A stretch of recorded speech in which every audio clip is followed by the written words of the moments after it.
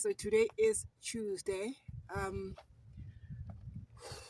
it's been one of those lovely days.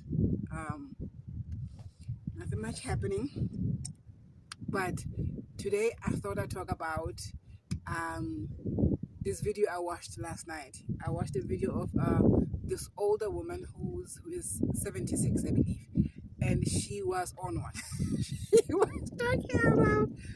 was talking about how she wanted to tell YouTube where to get off.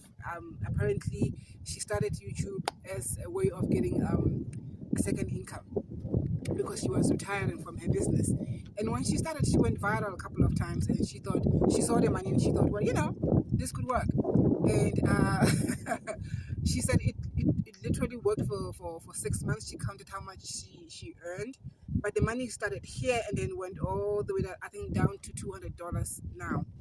And in that 6 months, when she was getting reasonable amount of money, she sold her business. Apparently, her business was quite physical kind of business. She was making, I think it was Egyptian curtains, I don't know, something where she had to stand on her feet a lot for hours.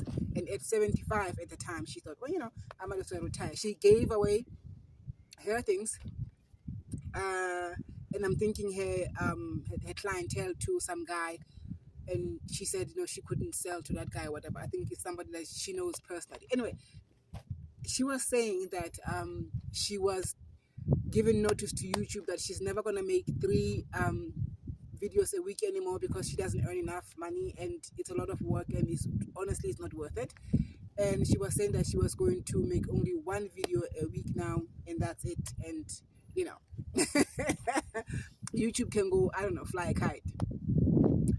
I watched her and I thought to myself, this woman probably is from a generation where if somebody was angry at an employer and they expressed the anger, and they would find somebody, so they'll find a human being, who'll be able to relate and understand her personal issues. But she doesn't understand that she's talking to a machine. She's talking to an algorithm, which doesn't really care. When she doesn't deliver those 3 videos a week, the algorithm will do what it is set to do.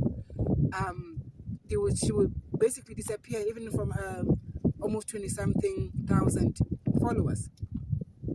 And this made me think about what life would be in the workplace when AI has taken over. I think about simple things like when I used to fill up a form and have my manager sign it for any time I wanted leave for any personal reason. Or when the system changed, now you can just submit, your leave online, and then on the other side, the manager will sign it and approve it or not. I'm thinking about, it used to be such a personal thing that even though I could have not liked my manager, I would still appreciate it if I submitted a leave online, and under the reason I wrote, I just lost a loved one, a mother, a brother, a sister, anybody, a partner, a child. The response will always come back in that little comment section. I'm so sorry for your loss, and these are your days. Everything has been approved. I hope everything goes well. Those are the little things that we are going to miss when AI is fully in charge of our corporate lives.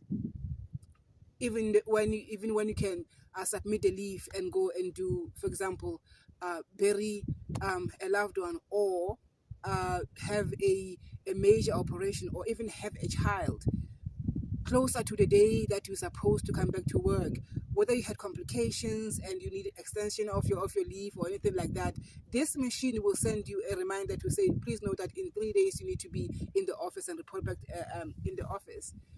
And then you're going to have to now tell this machine that does not have an understanding of human emotions that you need extra time because of whatever is happening. These machines are going to just be just that, factual. They don't really have emotions. They're not trained to have emotions. So that is the part of the working life that I'm not looking forward to. Even after 7 years, even when I finally get an opportunity to be employed again, I'm honestly not going to I'm not looking forward to that. I understand that the systems are going to be different and they're going to be much more on it, because the administration of leave is one of those mundane, sort of like time consuming kind of activities that the human resource is always, boggled up with. But when the machines are in charge, things are going to go faster, but there isn't going to be any human element to it. It's just not going to be any human element to it. And I don't think most of us, at least until I watched this video last night, that I knew that when AI is in charge, things are going to be different. But I don't think I've processed fully how truly detached the system is going to be. We think the system is detached now. Oh no, baby. The system is going to be truly detached once AI is completely and fully implemented and it does not need any human interaction anymore. That's it. It's going to be us and the machines. You need leave to go bury a child, to go bury a partner, to go bury a parent, to go, do the things that are things that makes us human. It will not be able to detect that these are things that makes us human. It will just process them as if it's just because they're programmed to process them that way. They're just going to be following the process and that's it. Anyway, so I looked at this woman's video and I laughed and I thought, this is how far we are from understanding when we have a system a machine between people.